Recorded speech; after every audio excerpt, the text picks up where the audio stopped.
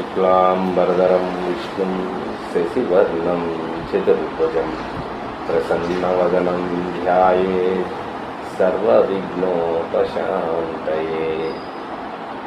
सर्वमङ्गलमाङ्गल्ये शिवे सर्वार्थसाधिके शरण्ये त्र्यम्बके देवी नारायणि नमोस्तुते। శ్రీమాత్రే నమః. ప్రస్తుతం మనకు ద్వాదశ రాశుల్లో నవగ్రహాల్లో పెద్ద గ్రహమైనటువంటి గురుగ్రహం కానీ అలానే శనిగ్రహం,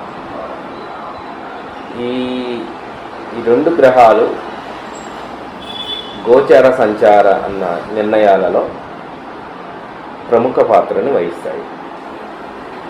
కాబట్టి అందులో ప్రస్తుతం రేపు జూలై 27వ తారీఖు నుంచి గోచారంలో అంటే మీనరాశిలో రేవతి నక్షత్రంలో శని భగవానుడు వక్రగమనంలోకి జరుగుతోంది. ఇది డిసెంబర్ 11వ తారీఖు వరకు ఈ యొక్క వక్రగమన స్థితి అనేది ఉంటుంది. ఈ సంవత్సరం డిసెంబర్ 11వ తారీఖు వరకు. కాబట్టి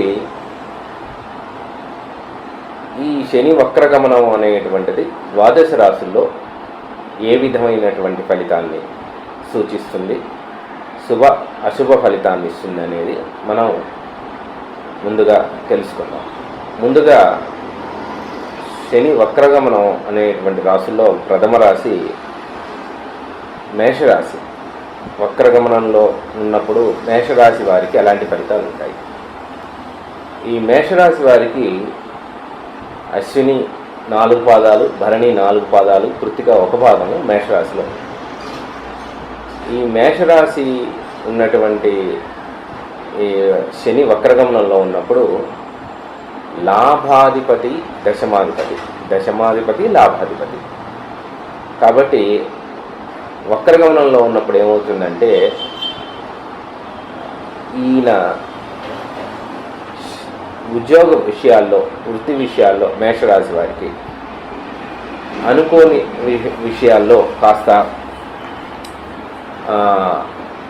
కొత్త ఉద్యోగాలని, కొత్త మార్పుని తీసుకురావడానికి అవకాశం ఉంటుంది. అలానే ఉద్యోగంలో చేస్తున్నటువంటి వృత్తి విషయాల్లో అన్ఎక్స్పెక్టెడ్గా ఇబ్బందులతో కూడుకున్న వ్యవహారం నడుస్తూ ఉంటుంది. ఈ శని వక్రగమనం అనేటువంటిది మేషరాశి మీనరాశిలో రేవతి నక్షత్రంలో ఉన్నప్పుడు, ఈ బుధుడి యొక్క నక్షత్రంలో ఉన్నప్పుడు బుద్ధి చాంచల్యం, బుద్ధి యొక్క స్థితి కోల్పోతారు. అంటే ఎక్కడ బుద్ధి స్థితి కోల్పోతారు? వృత్తి స్థానం, దశమ భాగాధిపతి కాబట్టి వృత్తి స్థానంలో బుద్ధి చాంచల్యం ఏర్పడతారు. కర్మస్థితి కూడా చేసే పనులలో శుభకార్యాలు చేయవలసినటువంటి సందర్భాలు చాలా వరకు అనుకూలిస్తూ ఉంటాయి. విద్యా విషయాల్లో కూడా మంచి పురోగమతి ఇవన్నీ కూడా ఏర్పడతాయి. శని మేషరాశి వారికి ఇప్పుడు ప్రస్తుతం ఏలినాటి శని ప్రభావం ఉన్నప్పటికీ కూడా వక్రగమనంలో ఉండటం వల్ల ఏలినాటి శని ప్రభావం యొక్క పరిస్థితులు కాస్త అంత విపరీతమైనటువంటి ధోరణిలో ఉండకపోవచ్చు. లాభాధిపత్యం ఉండటం వల్ల రుణ బాధలు అనేటువంటివి కొంత బ్యాంకు లోన్స్ అలాంటివి ఏర్పడతాయి. ప్రత్యేకమైనటువంటి విషయాల్లో దూర ప్రయాణాలు, శుభకార్యాలకి అనుకూలించే కాలం కూడా చెప్పవచ్చు. ప్రధానంగా శని వక్రగమనంలో ఉన్నప్పుడు మేషరాశి వారు విష్ణు సహస్రనామం చదువుకోవడం అనేటువంటిది చాలా విశేషమైన సూచన. ఈ 5 నెలల పాటు విష్ణు సహస్రనామ పారాయణ చేసుకోవడం మంచిది.